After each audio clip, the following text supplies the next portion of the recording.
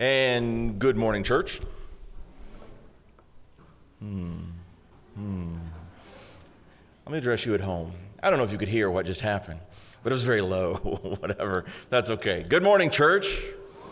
Yeah, there we go. We got some life. We got people here. We're allowed to be alive, and that's good. I appreciate each and every one of you being here today. If you are visiting, we're really glad that you could be with us. If you are from out of town and passing through and you chose to be with us today, thank you for being here. And we are glad that you could be here and worship with us, and we are so glad to see each and every person. It is the Lord's Day, and it is an honor and a privilege to be able to worship and to glorify God, and we get to do that in life. So let's enjoy that and pay God the respect he deserves. We've had a lot of things going on this particular week. I want to thank everyone that was able to participate. I know Mark Porter headed up a lot of the work that was done at Webb and Juanita's house and boxing things up and getting that out. But many of you volunteered to help make that happen as well and make that a very smooth effort, and appreciate all the work that was done in that. It matters. It greatly matters. So thank you for that. It was also a great weekend because we had several gatherings of people just going to movies and just hanging out. That's a good thing to be able to do as a congregation. We appreciate the time for that. We have many events that are coming up, and so please check your calendars to make sure that you participate. It's one of the great blessings of being a Christian is to be able to get involved and to do good works, to participate in fellowship, and just spend time with one another. It's a blessing. We have a leadership meeting today. We have a campaign meeting tonight for the parents for the campaign to Eastern Kentucky, for those of you back home. We have a congregational meeting next week at 4:45. If you've not attended one of those, you should attend. We're going to cover things in that one that have to do with communication and how that's going to unfold moving forward in the future of our congregation. We're going to talk about some youth matters as well that you would be very interested in. And you may say, I haven't really been to one before.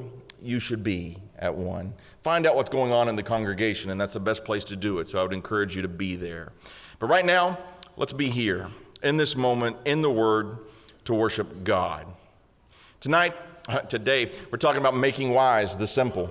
We're continuing a series in which we're based in Psalm 19, using that as sort of a structure in which we move around. We're going to explore stories in the Bible that are going to draw us closer to an understanding of what's going on in Psalm 19 and the encouragement we have from the revelation of God, the way that God reveals himself to us. And we'll do that beginning in 1 Samuel 25. Last week we did a really common account in the Bible, and this week I'd like to do one that you might know. It's going to involve David, King David, before he became a king, and this encounter that he had as he was traveling about. Now, in 1 Samuel 25, we have a particular situation that is unfolding. David's on the run. David's on the run. He's already risen to prominence as a great warrior. He's already defeated Goliath. He's already slayed his 10,000s. He's already built up a reputation. He's already been called by Samuel, God through Samuel, that he would be the next king of Israel. He has a reputation of being a righteous man, of being one who would turn to God quickly. But he's also a man on the run because King Saul has determined to kill him. And so he's gathered with him several hundred men, and they are traveling about in this situation. And these are men that are under distress. Some of them, it says in chapter 22, they are in distress, they are discontented, they are in debt. And so they come together with David, and they're traveling through the country.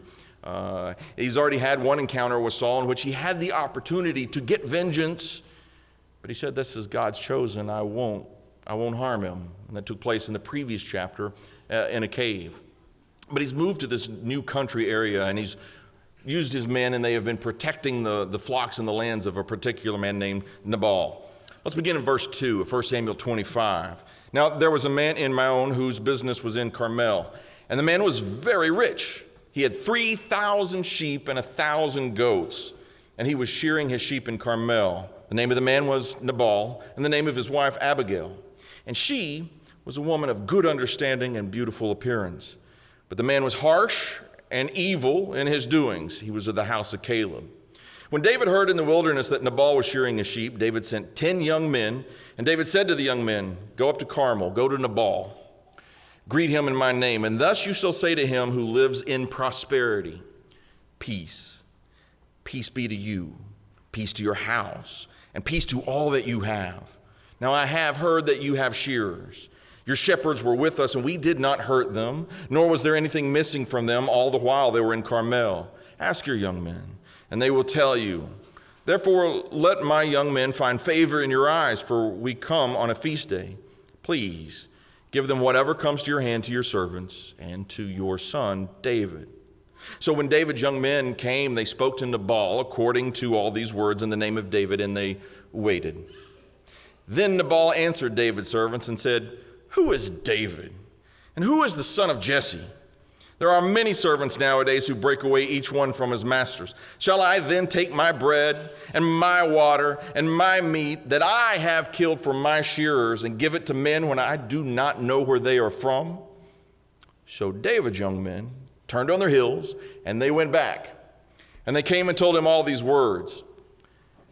Then David said to his men, "Every man gird on his sword." So every man girded on his sword, and David also girded on his sword. And about 400 men went with David, and 200 stayed with the supplies. Now one of the young men told Abigail, Nabal's wife, saying, "Look, David sent messengers from the wilderness to greet our master, and he reviled them. But the men were very good to us, and we were not hurt, nor did we miss anything as long as we accompanied them when we were in the fields. They were a wall to us both night and day, all the time we were with them keeping the sheep. Now therefore know and consider what you will do, for harm is determined against our master and against all his household, for he is such a scoundrel that one cannot speak to him." What an interesting thing that is unfolding here. Now, this may seem a little uncommon to us. You're like, why in the world is David so mad about this situation?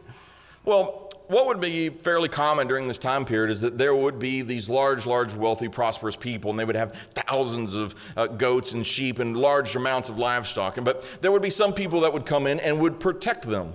They would protect them from roving bands of raiders or military groups from foreign nations that might come in and take them. So David and his men had taken on this responsibility. They protected the sheep. They watched over them. They took nothing for themselves. They were very good. Now, the expectation would be that if you did that for your services, they would then regard you in a right way and maybe give you provisions. And David's men surely needed provisions. Remember, they were discontented. They were in distress. They were in debt. They were being chased by the king of Israel. So here they were doing a good thing, protecting the flocks and looking out for themselves and the well-being of Nabal and his property. But Nabal is a wicked man, a scoundrel, the scriptures say. He was evil, he was greedy, he was arrogant, he was full of himself. So when the request came for the provisions, he completely disregarded David. He would have likely known who David was, even though the language here is, who is David? Who is the son of Jesse? That tells us he knew exactly who David was. This was just a phrase he would use to disregard him. The son of Jesse, you know who he is.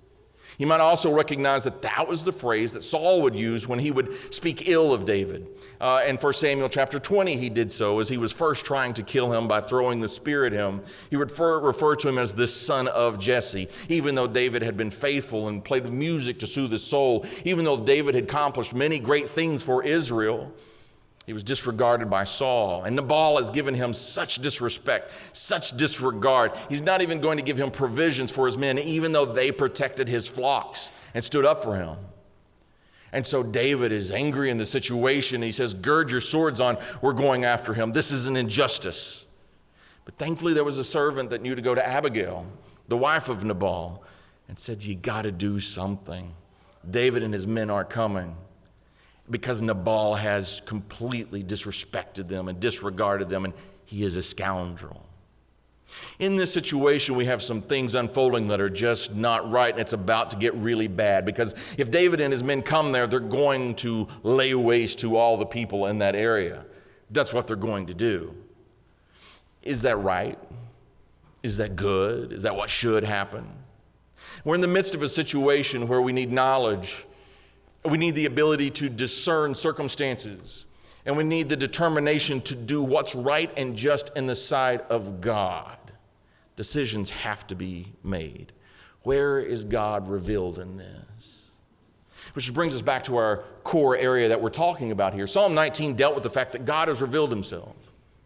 And in situations like this, which you may feel very familiar in life, in which tensions are building and we have to figure out how to navigate through that, where is God revealed in this? Sometimes we fall under the temptation of thinking that the revelation of God is difficult. It's challenging to figure out. In fact, maybe it's sometimes impossible. Does it really fit in today's world? Is it something I can understand? How do I even approach it? It reminded me of a situation. This mountain I chose for the beginning was no accident. This was actually the mountain they used to film the movie The Hobbit. This is a classic book, one of the great books that we've ever had written. And I thought appropriate because one of the people that most admired Psalm chapter 19 was C.S. Lewis, and his friend J.R.R. Tolkien wrote The Hobbit. And this mountain in New Zealand was where they would film it, but it was a particular moment in the movie, and it certainly, more importantly, in the book, where there was a great difficulty to get to their objective. They wanted to get inside the mountain, to reclaim a treasure, to get to a place of importance. But it was a challenge to see what was revealed inside there. There had to be a key, but not just any key, a very special key. It was hidden. And it took one particular person a great amount of effort to be able to get the one particular key. And on top of that, there was a map that they had to have. And it couldn't just be any map. There was one map that would tell them how to get to the lonely mountain. And on that map, which only one person could have, and it was very difficult to acquire, there was a shrouded message even on that. And it was only one person of great intellect and great skill and wisdom who knew how to unlock the secrets of that map when he held it up into the moon and saw the secret shrouded message there. But even with that information, there was a perilous journey they had to go on in which they were beset on all sides by enemies. There were distractions. There were temptations that would lead them away before they could even get to the mountain. And even when they were able to get to the mountain, the door to use the key, to be unlocked, to find with the map, wasn't visible. It had to be one particular time on one particular day in a particular kind of moonlight that would come down in a particular spot to show a crack that would open a keyhole, and only then could you get inside. I think it works on a number of levels because, it strikes up the imagination, and we love the idea of adventure and fantasy and such. But sometimes we conflate this with the way that Christianity works, with the revelation of God. It's not new to us. Certainly Naaman, he went through that when he was challenged to do something so simple to cure his leprosy in 2 Kings chapter 5, that he walked away angrily when he was told to go dip himself in the river Jordan 7 times. That's all he had to do. And he was angry because aren't these other rivers better? Isn't the way I see things the right way to do it? Thankfully, he had a servant. He said, no, why are you angry about this? He gave you such a simple thing to do. God revealed the solution in such a simple way. We do the same thing sometimes in Christianity when we are confronted by difficult decisions and challenges to find God in that moment, navigate it correctly, to have the knowledge, the discernment, to have the determination. It must be a challenging thing to do, but God says, no, I've revealed this to you in a very simple way, and I've made it apparent to everyone. If you go back to Psalm chapter 19, we talked last week about verse 1, which the heavens declare the glory of God and the firmament show his handiwork. If we continue on just a little bit with this idea of God revealing his glory and God revealing his power and God revealing the fact that he is, God exists in reality, we go to these next couple of verses, we see just the scope of it, and it's magnificent. If you read along with me in Psalm 19, verses 2 and 3, he says, day unto day utters speech, and night unto night reveals knowledge. There is no speech nor language where their voice is not heard.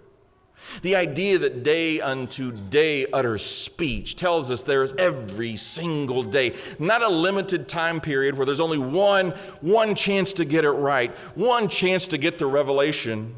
But day unto day reveals speech, and night unto night, constantly revealing knowledge. There's a constant appeal for the revelation of God. It's a voice, a speech, an inaudible voice, but it resonates throughout all time, not one particular time. And when he says there is no speech nor language where their voice is not heard, it's not limited to just one group of people who speak one certain way, but to all people. This inaudible voice that God uses to reveal himself in his creation. We look up in the day and we see the sun and what that tells us about the creation and the provision of God to give life and warmth and provide for our needs as humans. And at nighttime, we look up and we see the stars and we see them in great wonder and the spectacle that they exist and how we utilize them. But they show the great masterful work and power of God who spoke them into existence. And so they are. And they point out his immense power and majesty, the creativity, the intellect, the wisdom of God to set these things in order, to be a predictable thing through all times for all people. You simply have to look and seek God in the midst of that. That's the great revelation in Psalm 19 at the early part, through creation. But if you remember last week, we said that the greater revelation comes through the written word, the word that God spoke to his people. In Psalm 19, 7 through 11, he gave these descriptions of the Torah, the scriptures, the way that God would communicate with his people. And he gave several of them and wanted us to delight in the revelations that God gave. But these were more profound because while we know that he is and he has power and greatness in the creation, the written word, the scripture, would reveal his expectation, what he wants of us and how we can approach him and the kind of people that we need to be to match his character and his nature and to be obedient to him, to please him, to have a blessed life. And that's what he's reveling in this particular psalm. He talks about the law of the Lord being perfect, the testimony of the Lord being sure, the statutes of the Lord being right, the commandments of the Lord being pure, the fear of the Lord being clean, the judgments of the Lord being both true and righteous. It's a powerful testimony that we see, and that's exactly where we want to focus today. The testimony of the Lord is sure. The testimony of the Lord is sure. Now, by testimony, what we mean is the way that God demonstrates as his will, what he demonstrates as his will, which would certainly include the law being the clearest way possible. God gives a testimony of who he is and what he expects in his law. So when he gives those commandments, we can see in God him revealing himself and revealing who we need to be. But it's also a sure thing because when God reveals himself and gives a law and he makes a promise, he's always faithful. It's a sure law, a true law, a certain law, that if we are obedient and God has made a covenant, he will keep it. He certainly said that to Israel. If you will be my people, I will be your God. And he proved it time and time and time again.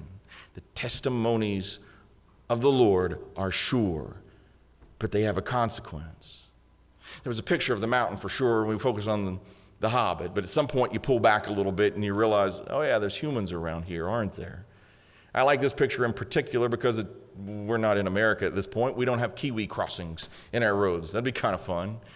But there's a road that's something humans made. It reminds us human interaction exists here in creation. There's a sign that shows a decision was made at some point that we should be cautious to protect the Kiwis and also to protect your vehicles from the damage that may come. There's a kind of wisdom that comes by experience through that. It reminds us humans do exist in the midst of this. That's more true when we come to the revelation of God. Because in that passage in Psalm 19, verses 7 through 11, yes, the testimonies of the Lord are sure, but there's an effect that doesn't just sit with us as a fact, but there's an effect that takes place because of the revelation when we sit in it for long enough. The full part of the verse is the testimony of the Lord is sure, making wise the simple. Making wise the simple. There's wisdom to be had in living, not just knowing, but living the testimonies of the Lord, the way that God wants us to be, which will bring us back to Nabal.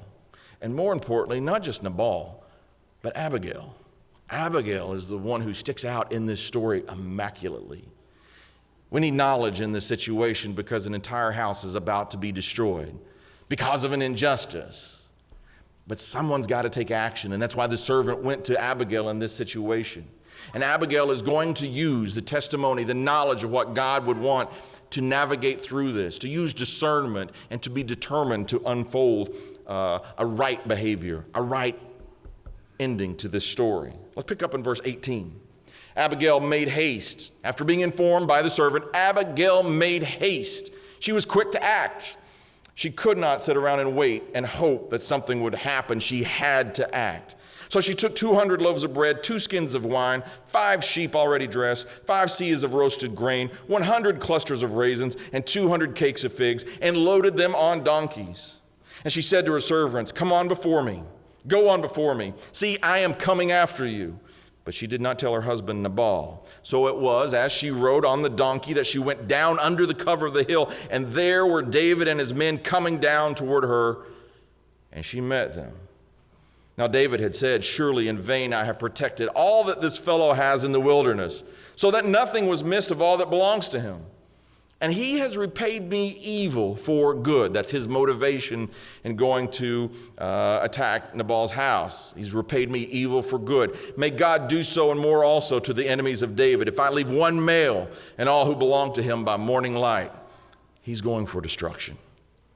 Now, when Abigail saw David, she dismounted quickly from the donkey. She fell on her face before David, and she bowed down to the ground. So she fell at his feet, and she said, "On me, O Lord, on me let this iniquity be. And please let your maidservant speak in your ears and hear the words of your maidservant. Please let not my Lord regard this scoundrel Nabal. For as his name is, so is he. Nabal is his name, and folly is with him. But I, your maidservant, did not see the young men of my Lord whom you sent. Now therefore, my Lord, as the Lord lives, and your soul lives, since the Lord has held you back from coming to bloodshed and from avenging yourself with your own hand, now then, let your enemies and those who seek harm for my Lord be as Nabal. And now this present which your maidservant has brought to my Lord, let it be given to the young men who follow my Lord. Please forgive. Please forgive the trespass of your maidservant.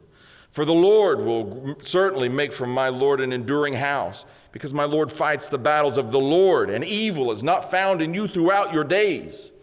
Yet a man has risen to pursue you and seek your life. But the life of my Lord shall be bound in the bundle of the living with the Lord your God, and the lives of your enemies he shall sling out as from the pocket of a sling. And it shall come to pass, when the Lord has done for my Lord according to all the good that he has spoken concerning you, and has appointed you ruler over Israel, that this will be no grief to you, nor offense of heart to my Lord, either that you have shed blood without cause, or that my Lord has avenged himself. But when the Lord has dealt well with my Lord, then remember your maidservant." What an amazing moment. Wisdom. In the midst of this great situation here in which a man was done wrong, in fact, a whole group of men were done wrong for the right good that they had done in protecting a man's prosperous lands, and then they were rejected and put away. And then emotions just flared up and they were ready to take the sword and go to destruction. In the midst of this, Abigail shows great wisdom. And she hastes to get involved and prevent unrighteousness from unfolding. It's kind of a beautiful thing. I love the urgency that we see in the scriptures. I love the determination that we have in Abigail at this moment. I love the humility that we see in Abigail that is an incredible contrast from the pride and the arrogance and the greed we see in her husband Nabal, who would put away people and not treat them right, but she would go and take the iniquity on herself and throw herself down at the foot of the men who have swords. She would make herself a possible victim in this who could be used as leverage against Nabal. But her intent was righteousness, and her decisions, they were guarded by wisdom. Wisdom. You notice what she said in verse 30? This shows they clearly knew who David was. There was no doubt they knew who David was. It shall come to pass when the Lord has done for my Lord according to all the good that he has spoken concerning you and has appointed you ruler over Israel. She knew she was talking to the future king. She knew that God had made promises to David. She knew the story of David. It's probably no accident that she's referring to a sling in the next couple of verses and around. She knew his history. She knew his righteousness. She knew that there would be no fault in him. And so she appeals to what is right and what is good. She appeals to her knowledge of what God has promised. And this makes all the difference in the world. She uses knowledge in the midst of this. That's the basis of wisdom. There's knowledge of what's going on. And I've got to use that knowledge as the basis to make my decisions. In the midst of that, she's got to have discernment of circumstances. She knew her husband's history and reputation. This was not shocking to her that her husband behaved in such a way. Folly was his name. Foolishness was his history. He was full of pride and arrogance and greed. She knew this. Even the servant that spoke to her was so familiar that he would refer to Nabal, his master, as a scoundrel himself.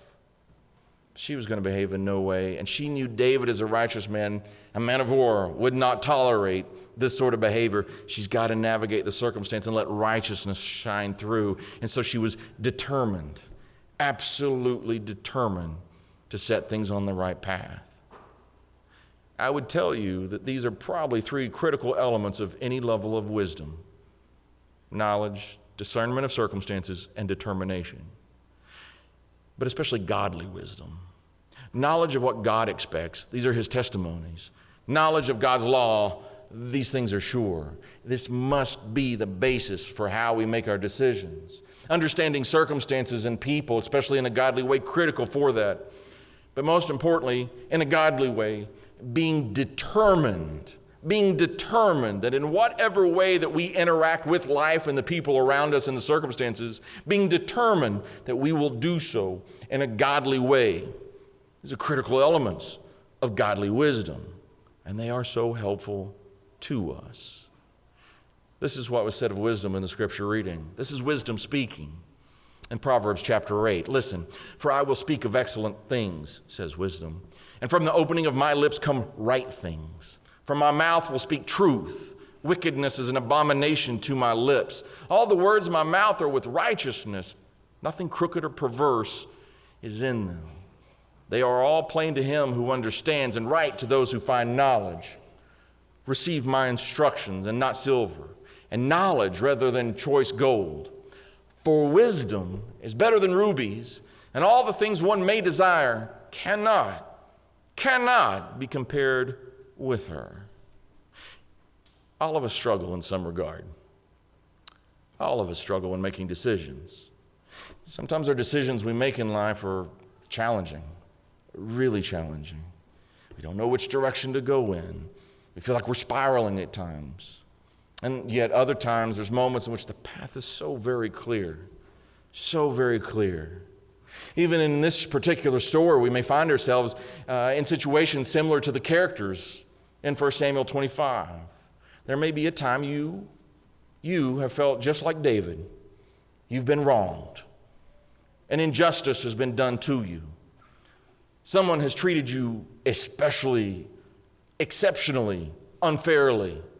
And you find a rise of emotions, and maybe it's righteous indignation and you feel justified in it, but maybe you are ready to rise up and do something in a very aggressive way against the other person. And maybe that's the path you see yourself on, but let me tell you, you need wisdom, godly wisdom, to direct you on that path, to make sure the way you handle that is the way God would be honored, that God would be recognized in what you do. Maybe you are like Nabal, where right now you're making decisions based on pride, based on greed, based on selfishness, or any other kind of sin where the determination is to elevate yourself, put down other people, and be mocking and dismissive and haughty towards other people.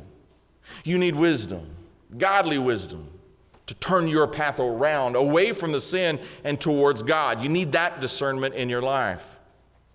And maybe you're like Abigail. You see a situation and you know you have a decision in front of you. How will you handle it? I hope you'll be like Abigail, that you will make haste. You will lean on the testimonies of the Lord, knowing what God has said and what God has promised in the great scheme of things, and that you will act. You will be so determined. She took the hit. It wasn't her sin that was causing the controversy here. It was her husband's. But she said, "Let it be on me." Humbly she fell down before David, willing to take the hit for the good the good of our household, and also the good of David, that he would not commit any sin and bloodshed, unnecessary bloodshed in the midst of this. Yeah, all of us struggle. Will we make wise decisions, godly decisions? Two quick things to consider, two matters in this that may help us. I hope they do. First, Psalm 90, verse 12. Psalm 90, verse 12 says, "So teach us to number our days, that we may gain a heart of wisdom." The psalmist writes, teach us to number our days. Help us recognize just how short our lives actually are. They're fleeting. They're fleeting. Every day that you have, number it, because that's a day that you can live to honor God. Every day that you have is something you either choose to honor God, to lift Him up, to take advantage of the opportunities that you have for your relationships, to do good works, to make a difference in the world, to have a meaningful place in the world. Or it's a day that you have to waste away. Or a lack of substance, a lack of meaning, a lack of purpose. These are the choices that we have each day. Consider your days. Teach us to number our days. Because the opportunities you have right now, sometimes we'd like to think that they always exist, but they don't, do they? There's people that you encounter right now, today, this week, that next week the opportunity may not exist. There may be someone in your life that you really need. You really need to reconcile an issue with them. Take advantage of that while you have the opportunity. Do what's right, do what's good, do in wisdom.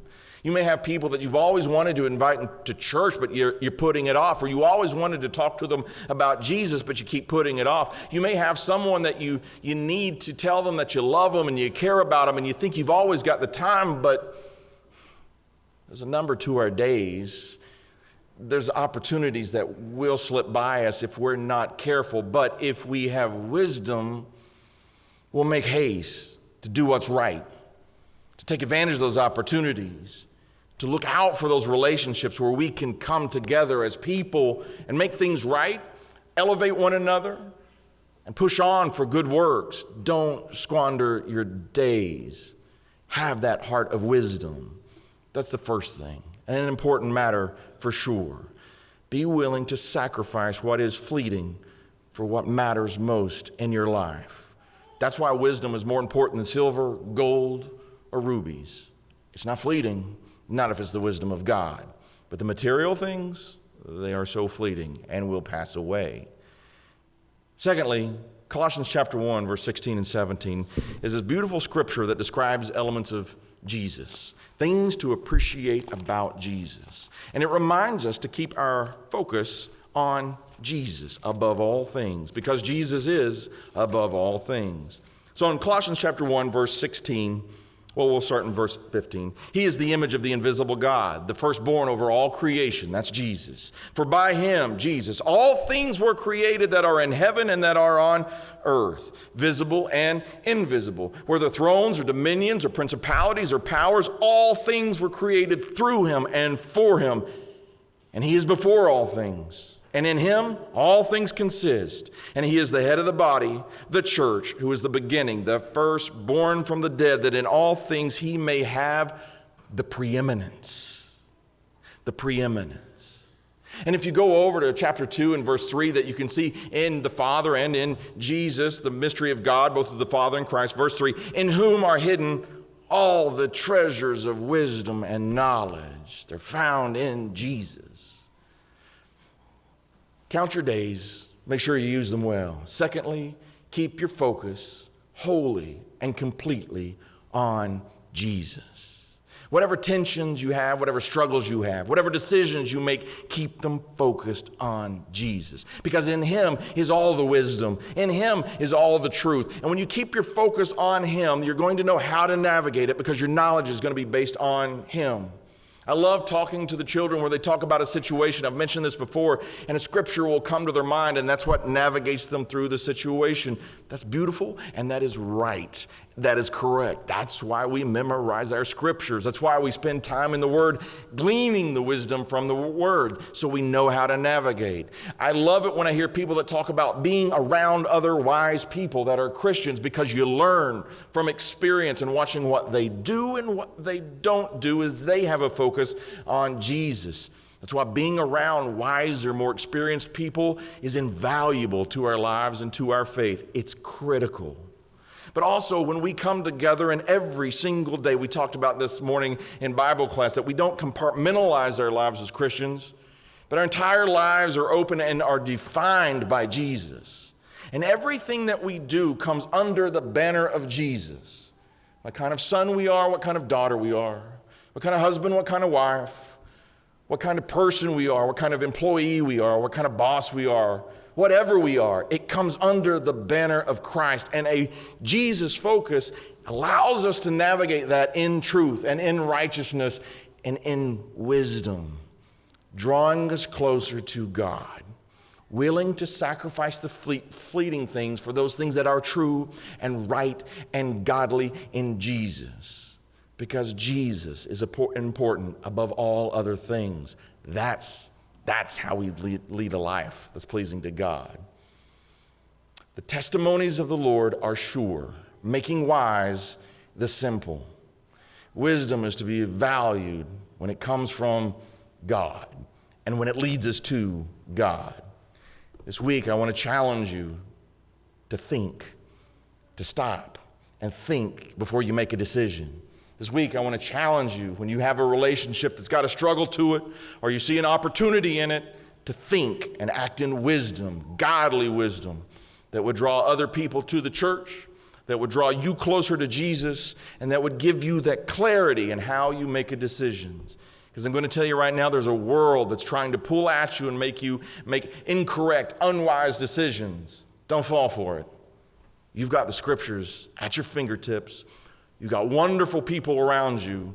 Stop, consider carefully, then act. We need the knowledge of God, the discernment of circumstances, and the determination to do what's right in God's eyes. That's our challenge for the week. Today, I hope you've had a lot of things to consider, but most of all, I want you to consider your relationship with God and where you are at this moment. I know some of you out there are not yet Christians, but you could be. Don't hesitate. In wisdom, choose Christ.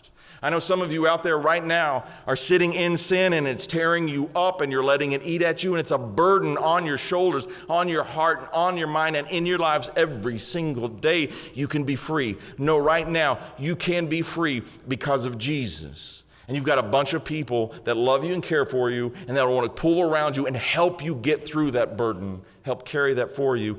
All you got to do is repent. All you got to do is turn to the Lord in faith and in obedience to the gospel. I know some of you have been away. Some of you are trying to draw close. Do something about it. Do not hesitate. Act in wisdom, even now as we stand and as we sing.